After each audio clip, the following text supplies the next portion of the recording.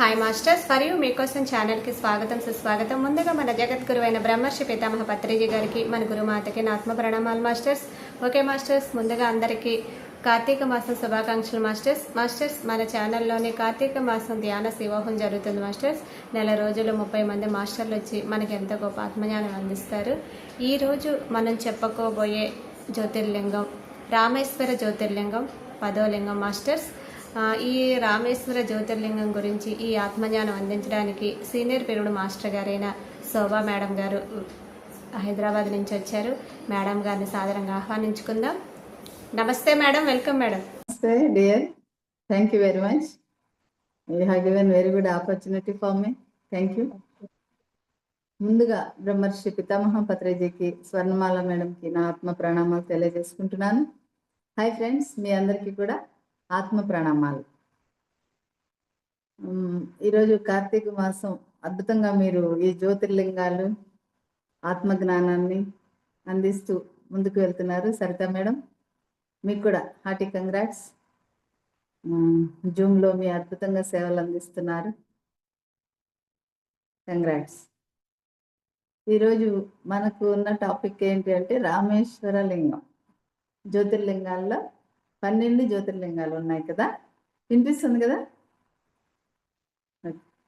12 జ్యోతిర్లింగాల్లో ఒకటైన రామేశ్వర లింగం జ్యోతిర్లింగం గురించి ఈరోజు వీలైనంత వివరంగా తెలుసుకుందాం. నాకు తెలిసినంత వరకు, నేను విన్నంత వరకు, తెలుసుకున్నంత వరకు మీతో షేర్ చేస్తాను. ఓకే ఫ్రెండ్స్, మామూలుగా మనకి ధ్యానానికి మూల దేవుడు ఎవరు అంటే మూల పురుషుడు శివ. కార్తీక మాసము శివుడికి రిలేటెడ్. అలాగే మనము ప్రతి ధ్యాని కూడా ఒక అర్ధనారీశ్వర తత్వాన్ని పెంపొందించుకోవాలి, కలిగి ఉండాలి. అంటే ఇటు స్త్రీతత్వాన్ని, పురుషతత్వాన్ని. దానికి ప్రతీక ఎవరు అర్ధనారీశ్వర తత్వానికి అంటే పరమశివుడు. పార్వతికి అర్ధభాగం తన శరీరంలో ఇవ్వడం జరిగింది.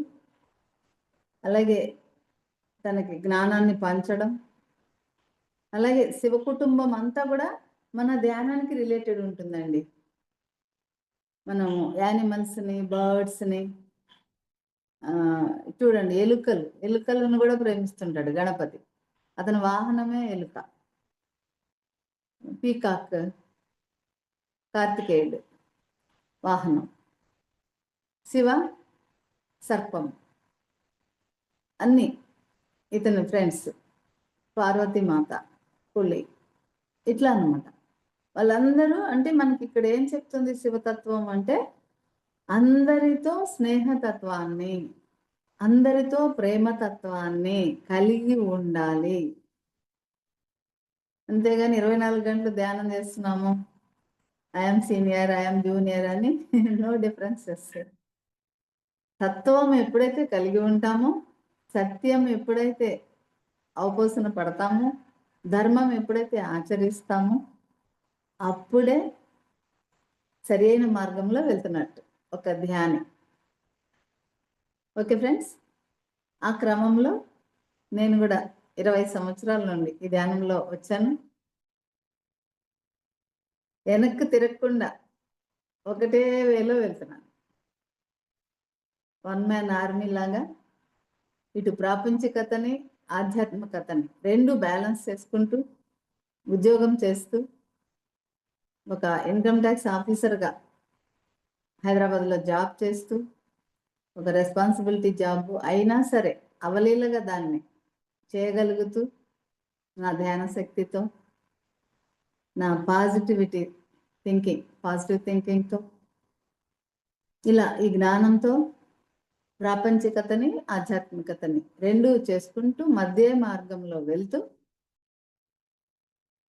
సత్య మార్గంలో వెళ్తున్నాను అనమాట. ఇది నా ప్రయాణం క్లుప్తంగా.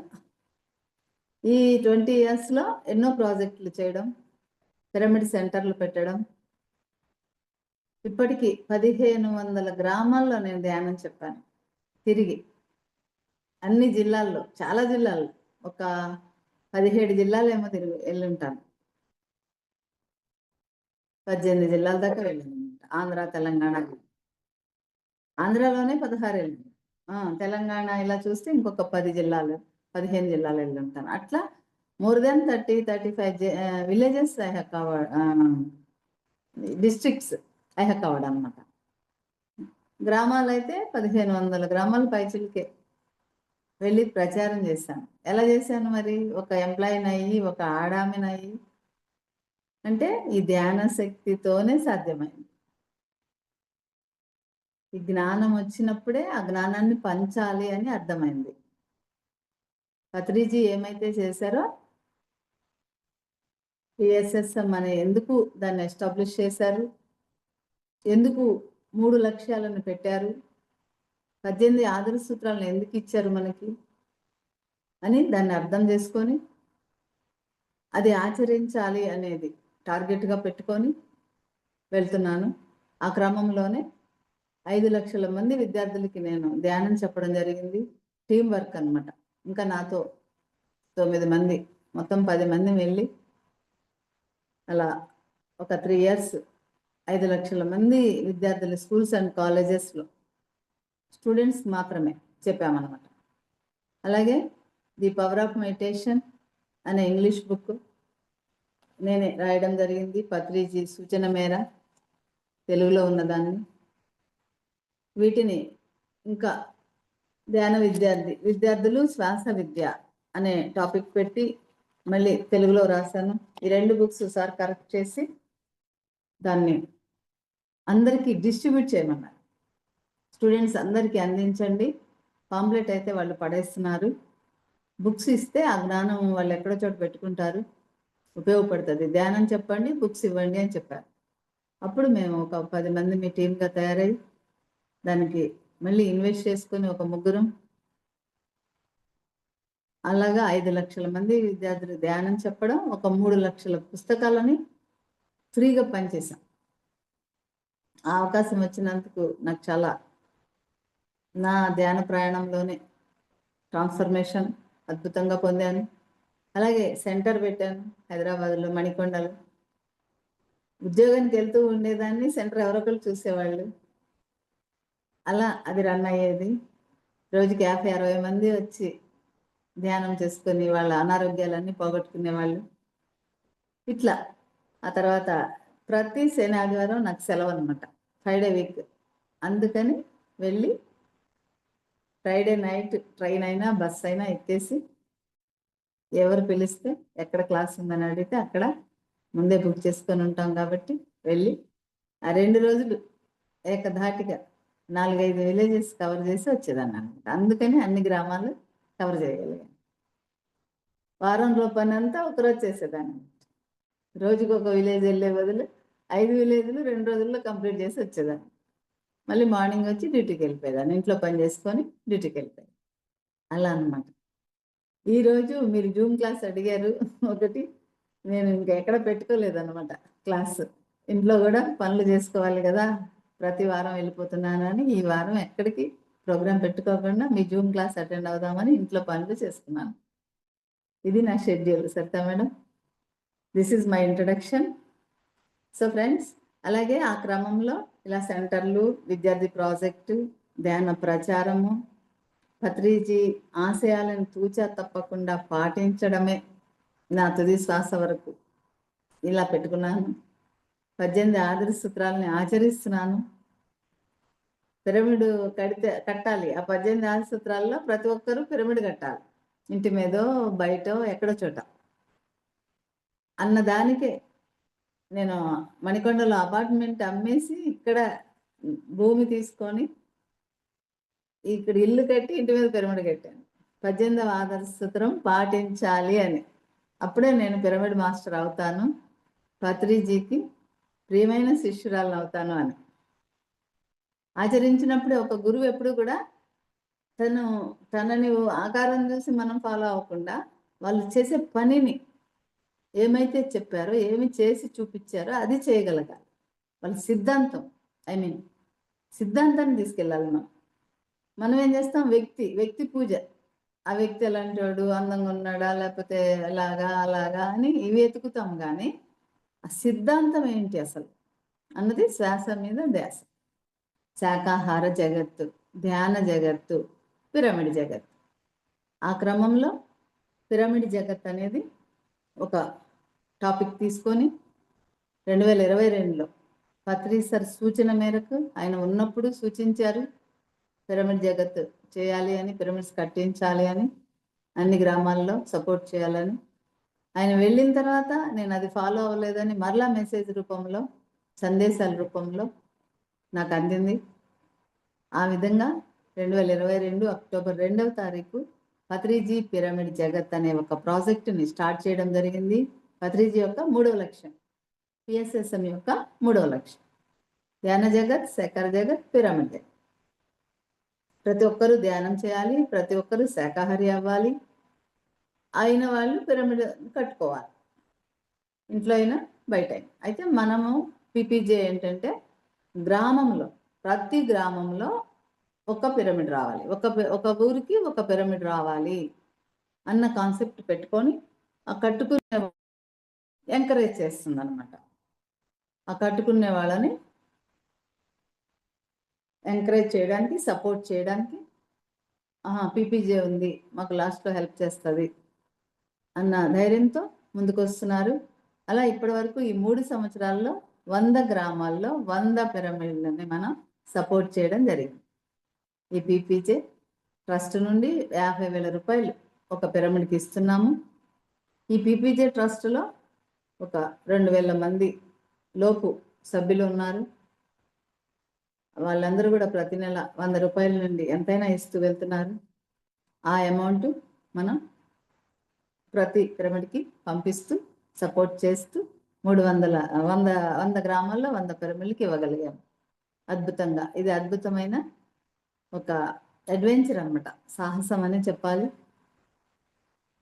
Great adventure. ఈ సందర్భంగా పీపీజే ట్రస్ట్ సభ్యులందరికీ, దానిలో భాగస్వాములైన అందరికీ కూడా పేరు పేరున కృతజ్ఞతలు తెలియజేసుకుంటున్నాను. అంటే ఇక్కడ మనం ఏమంటే సేవ అనేది పెట్టుకోవాలి.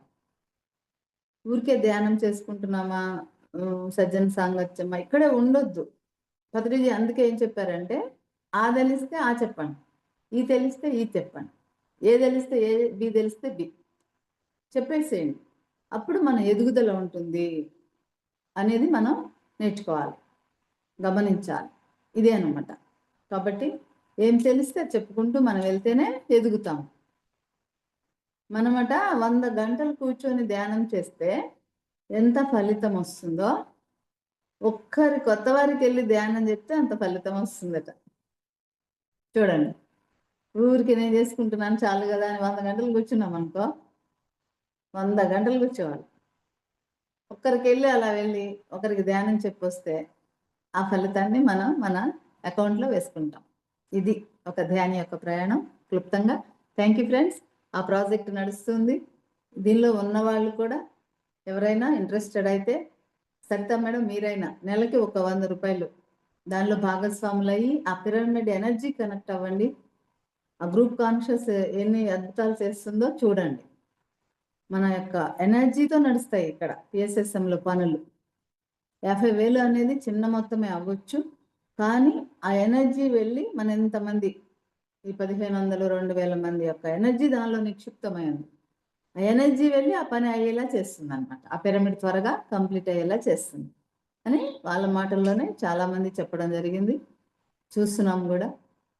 ఇది కాబట్టి మీకు కూడా ఆత్మీయ ఆహ్వానం.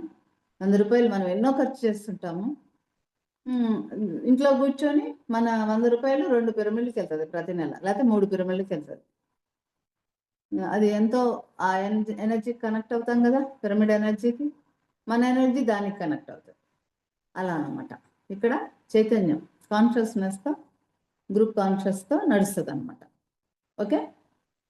అయితే ఇప్పుడు ఈరోజు మనం కార్తీక మాస సందర్భంగా శివ, మన ఫేవరెట్ గాడ్ శివ కాబట్టి ఈ అవకాశం వచ్చింది నాకు కూడా, మీరు ఇచ్చారు. Thank you very much. Rameshwara Lingam జ్యోతిర్లింగాల్లో ఒకటైన దాని గురించి తెలుసుకుందాం. ఈ రామేశ్వర లింగముట జ్యోతిర్లింగాల్లో ఒకటైనది. ఎక్కడుంది? రామేశ్వరం అనే పట్టణంలో ఉంది. కాశీ రామేశ్వరం అంటారు కదా, ఈ రామేశ్వరము ఒక ద్వీపంలో ఉంటుంది, ఐలాండ్. అంటే ఐలాండ్ అంటే ఎలా ఉంటుంది? 3 వైపులా నీరుండి, సముద్రం ఉండి, ఒకవైపు మాత్రమే భూభాగం, దాన్ని ఐలాండ్ అంటారు.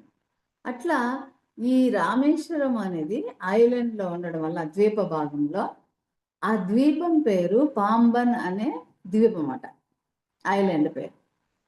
ఇది ఐలాండ్ అవడం వల్ల భారతదేశం యొక్క భూభాగానికి, ఐలాండ్ అంటే సపరేట్గా ఉంటుంది కదా, భూమితో ఒకవైపే కనెక్ట్ అయి ఉంటుంది అనమాట. కాబట్టి సపరేట్గా ఉండడం జరుగుతుంది. ఇది ఆ ఒక్క రామేశ్వరం యొక్క ఇది. అయితే ఈ రామేశ్వరాన్ని ఎవరట? ఆలయ చిత్రం మనం రామాయణంతో కనుక పోల్చి చూసుకుంటే, ఎందుకంటే రామేశ్వరం ఆ పేరులోనే చూడండి, రాముడు ఉన్నాడు, ఈశ్వరుడు ఉన్నాడు, రామేశ్వరం. కాబట్టి పోల్చుకుంటేనట దేంతో పెట్టారు? రాముడు శివుడిని పూజించి ఏం చేశాట? రావణుడిపై గెలిచి వచ్చాడు, శివునికి నమస్కరించుకొని రాముడిపై గెలిచి వచ్చి ఏం చేశాట? ఆ శివలింగాన్ని ప్రతిష్ఠించాడు అనేది నానుడి అన్నమాట. అయితే కృష్ణుని యొక్క విష్ణువు యొక్క 7వ అవతారమే రాముడు మనకి. అయితే ఈ రాముడు రావణ బ్రహ్మ అంటారు కదా, లంకలో ఉంటాడు రావణాసురుడు. ఈ రావణాసురుణ్ణి హతమార్చడానికి తను ఏం చేస్తాడట? రామేశ్వరం వెళ్ళి, రామేశ్వరం నుండి లంక, శ్రీలంక ఓషన్ అదంతా సముద్రం కదా, 3 వైపులా సముద్రమే కదా, అక్కడ లంకకి దగ్గర దారి ఉంటుందట. అందుకని అక్కడ వంతెన, మనకి ఓడతో కూడా సాయం చేసింది అంటారు చూడండి ఆ టైంలో. అందుకని వంతెన ఒకటి నిర్మించడం వలన ఆ రామసేతు అనే వంతెన ఉంది అక్కడ. మొన్న మేము చార్ధాం వెళ్ళినప్పుడు రామసేతు, లక్ష్మణ సేతు ఇవన్నీ కూడా చూడడం జరిగింది.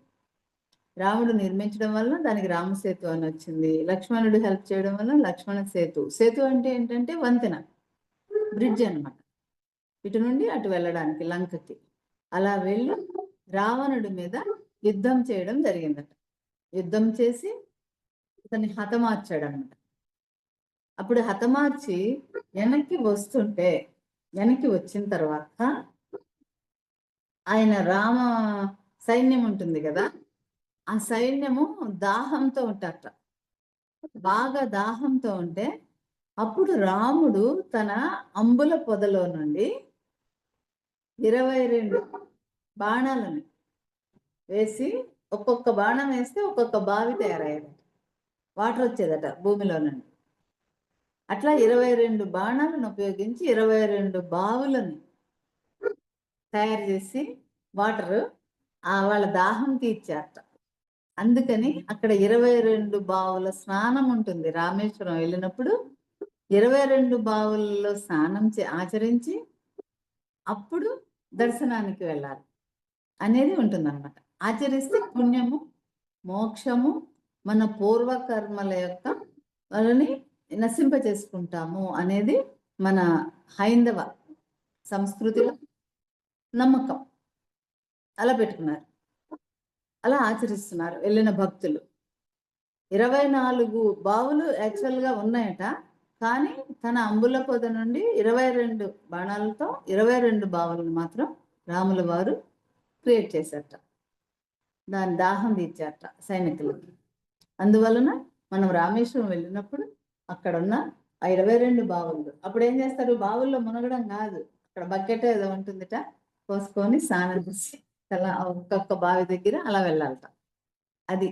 అయితే ఈ రామేశ్వరం అనేది ఒక దీవిలో పట్టణం, ఒక సిటీ అన్నమాట. ఈ రామేశ్వరం ఎక్కడ ఉంది? రామనాథపురం అనే డిస్ట్రిక్ట్లో ఉంది, జిల్లా. ఇప్పుడు వైజాగ్ ఎక్కడ ఉంటుంది? అది ఒక డిస్ట్రిక్ట్ కదా వైజాగ్, ఆంధ్రప్రదేశ్లో. ఆంధ్రప్రదేశ్ ఎక్కడ ఉంది? భారతదేశం. ఇట్లా అనమాట.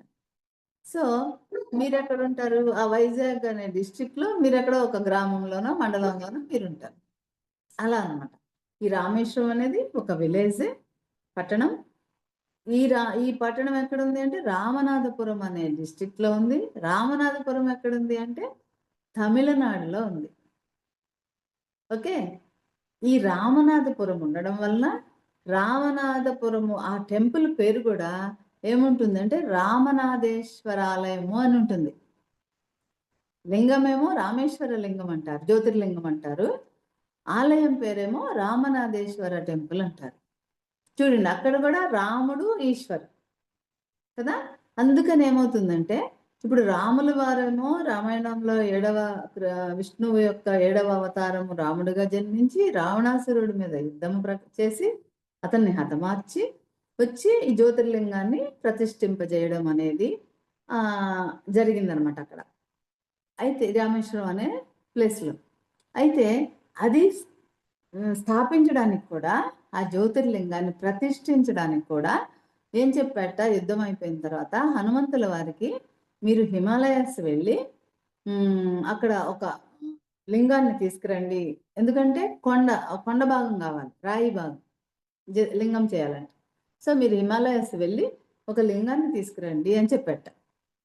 సరేనే హనుమంతుల వారు బయలుదేరి వెళ్తే ఇక్కడ ఏదో వాళ్ళకు ఒక సమయం పెట్టుకుంటారు కదా, ముహూర్తం అనో అలాగా, ఆ సమయం మించిపోతుందట. ఎంతసేపటికి ఇంకా ఎంతమైనా హనుమంతుల వారు రావడానికి లేట్ అయిందట. అప్పుడు సీతమ్మ వారు వెళ్ళి ఆ ఇసుక, అదంతా బీచే కదా, ఆరియన్ బీచ్ అని ఉంటుంది అనమాట. ఆ బీచ్లో ఆ ఒడ్డులో ఇసుక తీసి ఒక చిన్న లింగం తయారు చేసి తీసుకొచ్చి రాముల వారికి ఇచ్చారట సీతమ్మ వారు. ఇచ్చిన తర్వాత రాముల వారు మరి ఆ ముహూర్త సమయం మించిపోతుంది, లేట్ అయిపోయింది అని చెప్పేసి దాన్ని ప్రతిష్ఠించారట. అందుకని అది ఇసుక లింగము అంటారట సీతమ్మ వారు. ఈ లోపు అది ఎప్పుడు ప్రతిష్ఠించి కార్యక్రమం మొదలు పెట్టేశారో హనుమంతుల వారు వచ్చారట. వచ్చి ఆయన లింగం తెచ్చి ఫీల్ అయిపోయారట, బాధపడ్డారట. అయ్యో సమయానికి రాలేకపోయానే, నా రాముడికి అందించలేకపోయానే అని తను ఇలా ఫీల్ అయినప్పుడు అతన్ని కూడా ఓదార్చి, ఏం పర్వాలేదు, నువ్వు ప్రతిష్ఠించిన లింగానికే పూజలు జరుగుతాయి ప్రథమంగా, తర్వాత ఇసుక లింగానికి జరుగుతాయి, ఏమీ బాధపడద్దు అని హనుమంతుడిని ఓదార్చి ఆ లింగాన్ని కూడా ప్రతిష్ఠించారట. అది విశ్వలింగము అనే పేరుతో ప్రసిద్ధి చెందిందట. అక్కడ 2 లింగాలు ఉంటాయి, ఇసుక లింగము, విశ్వలింగం. ఇది దాని యొక్క హిస్టరీ. అయితే ఇది జ్యోతిర్లింగము అంటే అసలు ఏంటి అర్థం అని మనం చూసుకుంటే, జ్యోతి అంటే ఏంటి, దీపం కదా. లింగము అంటే స్తంభం, ఒక స్తంభం అంటే ఇలా ఉంటుంది అన్నమాట.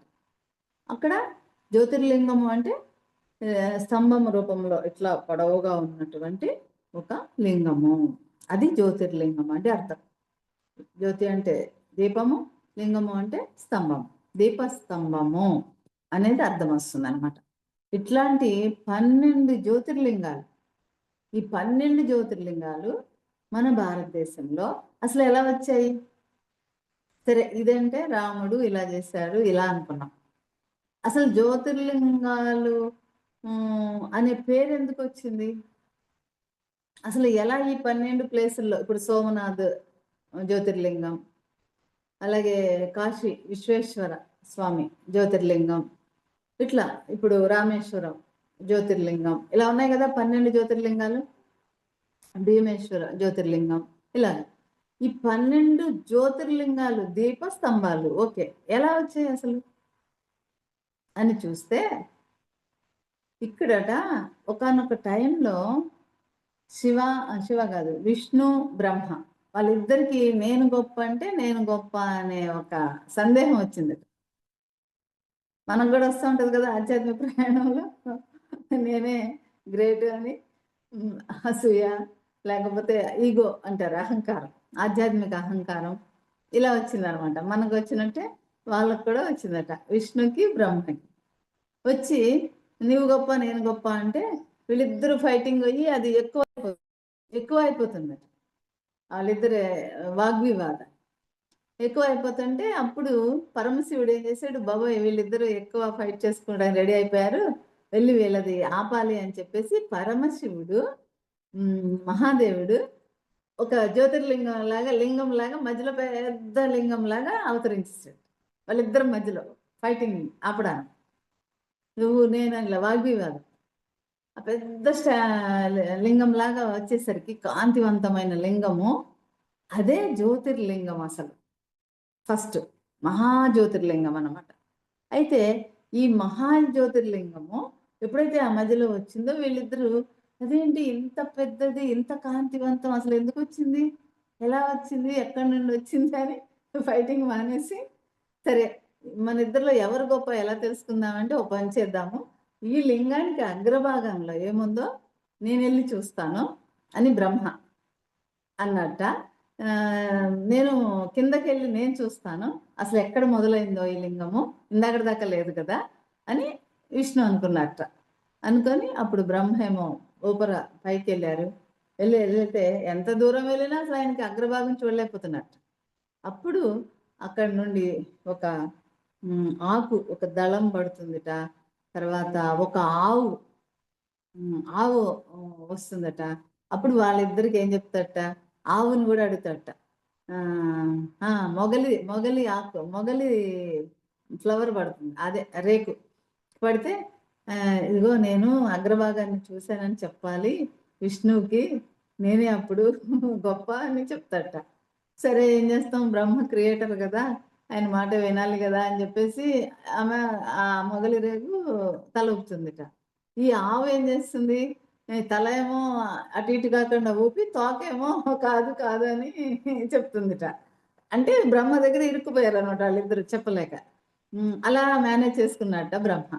ఈ ఇతను విష్ణుమూర్తి వరాహ అవతారంలో వెళ్ళి కిందకెళ్ళి ఎంత ట్రై చేసినా కూడా కింద భాగాన్ని చూడలేకపోయాట. సరేనా, ఆయన పైకి వచ్చేసి, సారీ నేను కనిపెట్టలేకపోయాను దాని మొదలు ఎక్కడ మొదలైందో అంటే, అప్పుడు బ్రహ్మేమో లేదు నేను చూశాను ఇలాగా అని గొప్పలు చెప్తాడట. వెంటనే విష్ణుకి అది తెలుసు కదా, తెలుసు అనమాట. ఆయన అన్నట్ట, మీరు అబద్ధాన్ని చెప్పారు, సత్యము అసత్యము పలికారు కాబట్టి మీకు అసలు భూమండలంలో పూజలు అనేవి జరగకుండా ఉండుగాక అన్నట్ట శపించేశాడు. అందుకే బ్రహ్మకి ఎక్కడ గుడులు ఉండవు, ఎక్కడ పూజలు జరపవు చూడండి కదా. సో అలా అన్నమాట. అప్పుడు ఆ విధంగా అప్పుడు ఏమైంది, ఆ పెద్ద జ్యోతిర్లింగము యొక్క కాంతిట 12 ప్రదేశాలలో ప్రస్ఫుటమైందిట. ఇలాగా ఆ ప్రదేశాలే ఈ 12 జ్యోతిర్లింగాలు ఉన్న ప్రదేశాలు. ఇది అసలు 12 జ్యోతిర్లింగాలు రావడానికి ఆ మహాజ్యోతిర్లింగమే రీజన్ అన్నమాట, శివ. అందుకని శివుడు ఇక్కడ రామనాథ టెంపుల్ అంటారు, దాన్ని గుడి అంటారు అనమాట, రామేశ్వరంలో. ఆ గుడిలో శివుడు ఈ జ్యోతిర్లింగ రూపంలో ఉంటారు. అయితే ఈ గుడి యొక్క ప్రాముఖ్యత ఏంటో తెలుసా, చాలా పెద్దదిట. వరండా అయితే ఈస్ట్ నుండి వెస్ట్కి చూస్తే 800 అడుగుల పైకే ఉంటుందట, అంత పొడవుగా ఉంటుందట. మళ్ళీ 4 వైపులా పెద్ద పెద్ద గాలి గోపురాలు ఉంటాయట ఆ టెంపుల్కి. ఆ తరువాత ఆ టెంపుల్ మన భారతదేశంలోనే ఈ హైందవ టెంపుల్లో ఉన్నటువంటి అన్ని టెంపుల్స్లో కల్లా పెద్ద వరండా ఉన్నటువంటి పెద్ద దేవాలయం అట, ప్రసిద్ధి చెందిన దేవాలయం అట. ఆ విధంగా సో ఈ విధంగా ఇంకా ఆ టెంపుల్ ఎలా ఉంటుంది అంటే, కొన్ని స్తంభాలతో రెడీ కట్టబడి ఉందిట. ఇది పాండ్యరాజులు, మనకి హిస్టరీలోకి వెళ్తే పాండ్యరాజులు ఉన్న టైంలో, అంటే 12వ శతాబ్దంలో పాండ్యరాజులు ఈ దేవాలయాన్ని అభివృద్ధి చేయడం, విస్తరింపజేయడం జరిగిందిట. ఓకే, సో ఆ దేవాలయంలో 1212 స్తంభాలతో ఆ దేవాలయ నిర్మాణం గావించబడిందట. ఎక్కువ స్తంభాలే మనకి కనిపిస్తాయి రామేశ్వరం కనుక వెళ్ళినట్లయితే. ఓకే ఫ్రెండ్స్, సో ఇక్కడ ఇదంతా రామేశ్వర లింగం యొక్క విశిష్టత. రామేశ్వర రామనాథ స్వామి టెంపుల్ యొక్క విశిష్టత. రామనాథ స్వామి టెంపుల్ అనే దాన్ని ఆ, అందరూ పిలుస్తారనమాట. రామేశ్వరంలో ఉన్న కూడా రామనాథ టెంపుల్ అని పిలుస్తారు. ఇది తమిళనాడులో ఉంది అనుకున్నాం కదా. తమిళనాడు యొక్క క్యాపిటల్ ఏది? చెన్నై. చెన్నై నుండి 572 కిలోమీటర్ల దూరంలో ఇది ఉంటుందిట. సో ఇలాగా ఇది ఒక ద్వీపంలో ఉంటుంది, పాంబన్ అనే ద్వీపంలో. ఇది ఒక ద్వీప భూభాగము. 3 వైపులా సముద్రం ఉండి ఒకవైపు ప్రదేశం ఉంటుంది. భారతదేశానికి భూభాగానికి కొంచెం సపరేట్గా ఉంటుంది, ఎందుకంటే ఐలాండ్స్ అన్నీ అలాగే ఉంటాయి. మనకి ఐలాండ్స్ ఉన్నాయి కదా, గోవా, డయ్యూ, డామన్, ఇవన్నీ మనకి ఐలాండ్స్ ఉన్నాయి కదా, అట్లా అన్నమాట. సో అందుకని తర్వాత ఈ 22 బావుల్లో స్నానం ఆచరించి వెళ్ళడం వలన మన పూర్వకర్మలని, మన ముక్తి మోక్షాన్ని సంపాదించుకోవడానికి ఆ హోలీ వాటర్ అనేది మనకి వెళ్ళకి ఉపయోగపడుతుంది. ఇంకా కూడా ఇక్కడ కొన్ని తీర్థాలు ఉన్నాయన్నమాట. గరుడ తీర్థం అని, ఆర్యన్ బీచ్ అని, ఇలా కొన్ని చాలా తీర్థాలు, బీచ్లు ఇవన్నీ ఉండడం వలన ఒక భక్తులకే కాకుండా సందర్శకులకి, టూరిస్టులు అంటారు కదా, వాళ్ళకు కూడా ఇది బాగా విజిటర్స్ వస్తూ ఉంటారు అనమాట ఇక్కడ. అలాగా ఇక్కడ శివుడు మన జ్యోతిర్లింగ రూపంలో పూజలు అందుకుంటూ ఉంటారు, అభిషేకాలు అందుకుంటూ ఉంటారు. దీనికి బ్రహ్మ ముహూర్తం అని ఎక్కువ, ఎర్లీ మార్నింగ్ వెళ్తే తక్కువ మంది ఉంటారట. ఆ టైంలో వెళ్ళి మనం అది దర్శనం చేసుకోవచ్చు. ఆ తర్వాత అయితే కొద్దిగా పెద్ద క్యూ ఉంటుంది. ఇది చాలా పెద్ద కారిడార్ ఉన్నటువంటి, భారతదేశంలో ఉన్న హిందూ టెంపుల్స్ లో అతి పెద్ద కారిడార్ ఉన్నటువంటి టెంపుల్ అట ఈ రామేశ్వరం యొక్క రామనాథ స్వామి టెంపుల్ అంటారు దీన్ని. అంటే ఇక్కడ మనము రామేశ్వరం అన్నాము, తర్వాత రాముడు ఉన్నాడు, ఈశ్వరు ఉన్నాడు. రామనాథేశ్వర్ టెంపుల్ ఇది. చూడండి, రాముడు ఉన్నాడు, ఈశ్వరు ఉన్నాడు. ఆ గుడి పేరు అంటే రాముడు భక్తులకి, రామ భక్తులు అంటే ఎవరు? వైష్ణవులు. విష్ణు ఏడవ అవతారమే రాముడు. సో రామ భక్తులకి, ఇటు శైవులకి, శివ భక్తులకి ఇద్దరికి ఆలవాలం అనమాట. అది ఇద్దరు ఉన్నారు కదా అక్కడ, అందుకని రాముడు కట్టించాడు, శివుడు ప్రతిష్ఠింపజేయబడ్డాడు లింగ రూపంలో, జ్యోతిర్లింగ రూపంలో. కాబట్టి అలా శైవ భక్తులు, శివ భక్తులు వస్తారట, రామ భక్తులు వస్తారట. అందువలన అది ఎప్పుడు కూడా చక్కగా ప్రసిద్ధి చెంది ఆల్వేస్ విజిటర్స్తో, మన పర్యాటకులతో ఉంటుంది. తర్వాత భక్తులతోనూ కూడా అలరారుతూ ఉంటుందట. ఇట్లా మన హిందూ ఒక హైందవ సంస్కృతి తీసుకున్నా కూడా ఈ జ్యోతిర్లింగం, 12 జ్యోతిర్లింగాల్లో రామేశ్వరం అనేది కూడా ఒక అద్భుతమైన చరిత్ర కలిగి మహిమాన్వితమైనది అని చెప్పుకోవచ్చు భక్తులకి. ఇక్కడ మనం ఏది ఒకవేళ కోరుకున్నా, సంకల్పాలు అనుకున్నా కూడా సిద్ధిస్తాయి ఆ ప్రాతకాల దర్శనార్థం వెళ్ళినట్లయితే అనేది ఒక నానుడి ఉంది అన్నమాట. ఎందుకంటే రాముడు కూడా శివుణ్ణి సంకల్పించుకొని యుద్ధానికి బయలుదేరాడు. అసలు పరమశివుడే మూలం అన్నమాట సృష్టిలో. సృష్టి, స్థితి, లయ, ఈ ముగ్గురు. ఆ విష్ణువేమో అవతారాలు తీసుకుంటూ ఎప్పటికప్పుడు ఈ భూమిని ప్రక్షాళన చేయడానికో, మనని, మానవుల్ని మనము, అది అందరూ కూడా మన జర్నీలో ఒకసారి వెళ్ళి ఆ రామనాథేశ్వర టెంపుల్ని సందర్శించుకోవాల్సిన అవసరం ఉంది. చాలా చరిత్ర కలిగింది, మహిమాన్వితమైనది. రాముల వారికి,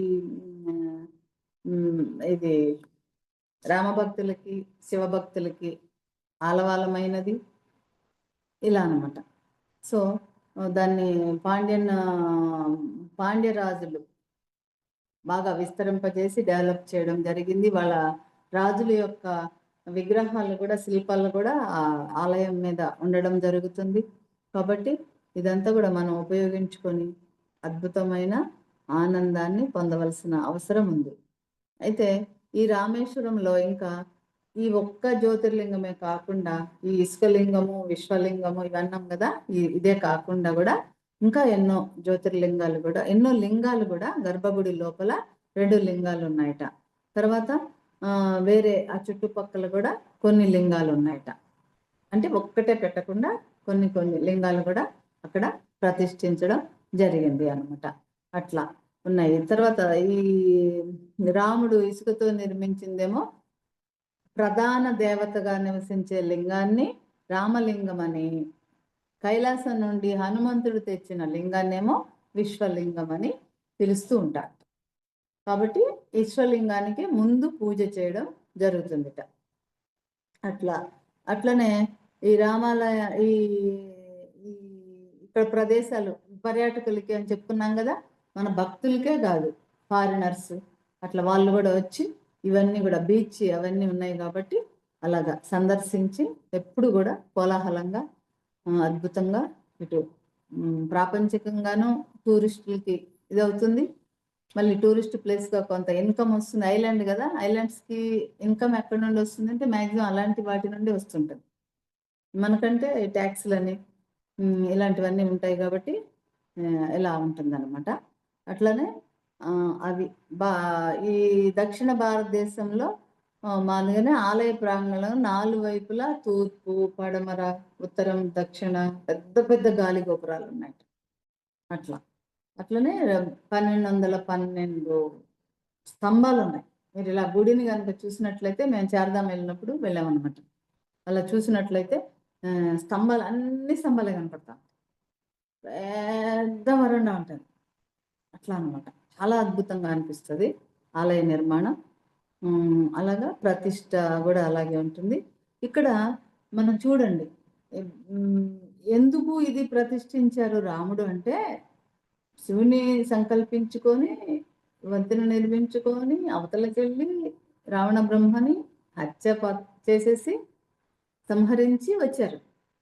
ఓకే, ఎందుకు అసలు నిర్మించాలి? మరి వచ్చారు బాగానే. అయితే మనం ఏదైనా ఒక హత్య అంటే మరి చేయొద్దు కదా, అసలు హింస అది దుష్ట శిక్షణే అయ్యుండొచ్చు, కానీ కొంచెమైనా పాపం అంటుకుంటుందిట. మనము ఈ శివపురాణంలో చూసినట్లయితే శివుడు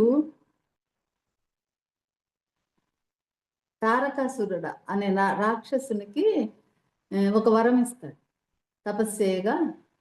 తపస్సు చేస్తే ఆ తపస్సు బేభత్సంగా చేస్తుంటే ఇంకా శివుడు ప్రత్యక్షమయ్యి ఒక వరం ఇస్తాడు. ఏం వరం కోరుకుంటాడు ఆయన అంటే, నాకు మరణం ఉండొద్దు, దేవతలతో ఉండొద్దు, మీతోనూ ఉండొద్దు, మీ ముగ్గురు శివ, విష్ణు, బ్రహ్మ వీళ్ళతో ఉండొద్దు, దేవేంద్రుడు వీళ్ళందరూ దేవలోక వాసులతో ఉండొద్దు, మానవులతో ఉండొద్దు, నాకు మరణం ఉండొద్దు అని ఈ మాటలు చెప్పి అడుగుతాడు.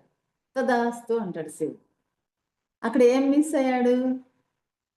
శివుడు చంపకపోవచ్చు, దేవేంద్రుడు దేవలోకం వాళ్ళు చంపొద్దు, వీళ్ళు ముగ్గురు చంపొద్దు, శివుడికి పుట్టిన పిల్లలు చంపొచ్చుగా, అది మిస్ అయ్యాడు అన్నమాట. దేవతలు మహా తెలివిగల వాళ్ళు, రాక్షసులే తెలివిగల వాళ్ళు అనుకుంటారు, కానీ దేవతలు కూడా ఇంకా తెలివి కదా. ఇప్పుడు శివుడు అందుకు అసలు పెళ్లి చేసుకోవాల్సి వచ్చింది, గృహస్థుడు అవ్వాల్సి వచ్చింది, లోక కళ్యాణం కోసం. లేకుంటే విరాగిగానే ఉండడం ఇష్టం ఆయనకి, అలా అనమాట. కానీ ఏమైంది మరి, లోకమంతా అల్లకల్లోలం అయిపోతుంది వీళ్ళు చేసే బీభత్సాలకి, ఈ తారకాసురుడు, ఈ రాక్షస గణం అంతా చేసేదానికి. అప్పుడు ఈ విష్ణు, బ్రహ్మ శివుని మీద ప్రెషర్ తెస్తారు. నువ్వు వివాహం చేసుకోవాలి, నీకు పుట్టే సంతానమే ఆ తారకాసురుడిని చంపాలి, అప్పుడు కానీ ఈ వైలెన్స్ అంతా, విప్లవం ఇదంతా బీభత్సం అంతా ఆగదు అని చెప్తారు. అప్పుడు తను మళ్ళీ ఆ కథ వేరు. అప్పుడు సరే పెళ్ళయింది, అది వేరే విషయం. పార్వతిని చేసుకోవడం, ఆ పార్వతికి ఈ శివ యొక్క శక్తి వలన ఈ ఎవరైనా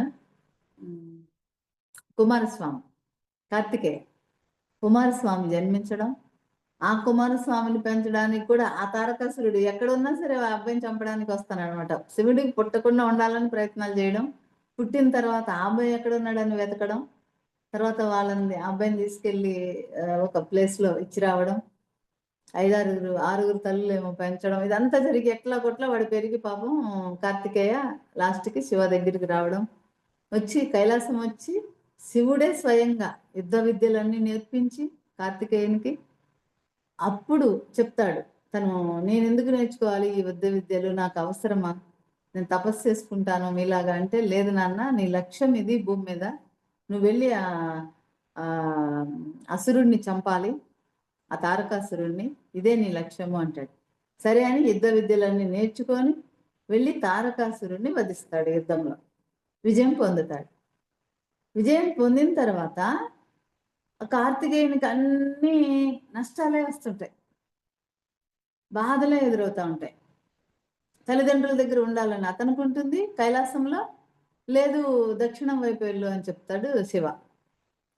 ఇట్లా లేకపోతే దేవేంద్రుడు యుద్ధ పన్నాగం పొందుతాడు కార్తికేయుని మీద.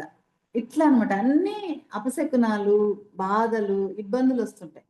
ఎందుకు ఇలా వస్తుంది అని తను బాధపడుతూ ఉన్నప్పుడు ఒక ఋషి కనిపించి ఎదురయ్యి కార్తికేయుని చెప్తాడు, నువ్వు తారకాసురుని వధించావు కదయ్యా కార్తికేయ, నీకు ఆ బ్రహ్మహత్యా పాతకం అంటుకుంది, నువ్వు అది తీరాలంటే గంగా నది ఒడ్డుకి వెళ్ళి ఒక రాయి తీసుకొని శివలింగాన్ని నువ్వే తయారు చేసుకొని అక్కడ ప్రతిష్ఠించు అని చెప్తారు.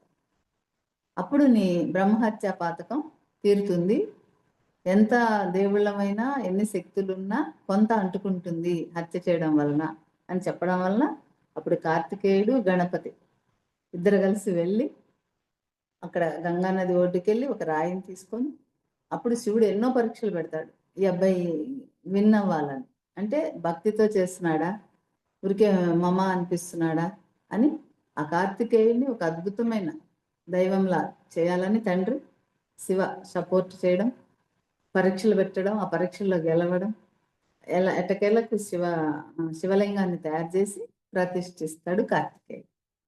చూడండి, అక్కడ కూడా తారకాసురుణ్ణి చంపడం వల్ల రాక్షసుడే అతడు, ఏమైంది, బ్రహ్మహత్య పాతకం అంటుకుంది అని ఇలా చేసుకోవాల్సి వచ్చింది. అది అన్నమాట శివలింగానికి ఉన్న ఒక ప్రత్యేకత, మహిమ.